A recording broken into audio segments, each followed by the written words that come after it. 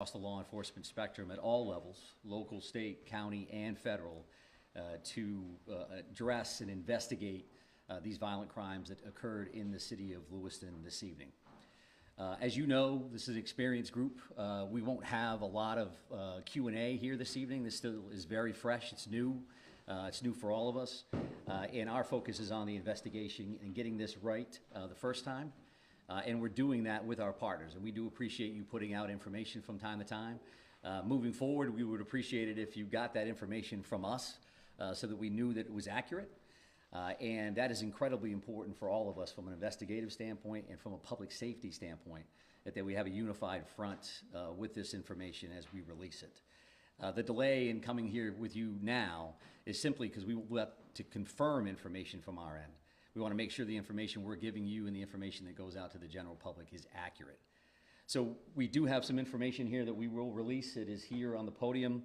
And this is a general caution to the public that approximately 6:56 this evening, a couple of shooting incidents occurred here with multiple casualties in the city of Lewiston.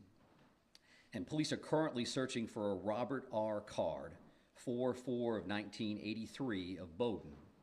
Card is considered armed and dangerous. He is a person of interest, however, and that's what we'll label him at moving forward until that changes. If people see him, they should not approach Card or make contact with him in any way. The shelter-in-place order that currently stands in Lewiston remains. A vehicle, which was a vehicle of interest in this incident, was located in Lisbon, and we are now also asking residents in Lisbon to shelter in place. So please share that information with communities as well. If anybody sees Mr. Card or has any additional information reference to these two shootings in the city of Lewiston, please contact 911. If they see anything suspicious, please feel free to call their local authorities. We have literally hundreds of police officers working around the state of Maine to investigate this case, to locate Mr. Card, who again is a person of interest and a person of interest only. And we'll continue to gather information so that we can bring the suspect to justice and ultimately seek prosecution down the road. This release also includes a photo, which I believe I have seen from various sources. I would also let you know that we have created a reunification location, and that would be at the Auburn Middle School, so in the neighboring community of Auburn, at 38 Falcon Drive. Again, that's the Auburn Middle School. And when I say reunification center or location, what that means is that if somebody has a question or they have a concern, they can't find a loved one, they believe that a friend or a family member may be involved in what occurred here tonight in Lewiston, that they could respond to that location. We will have some of our behavioral health liaisons, counselors on site, and we'll also be providing information as it becomes available to us.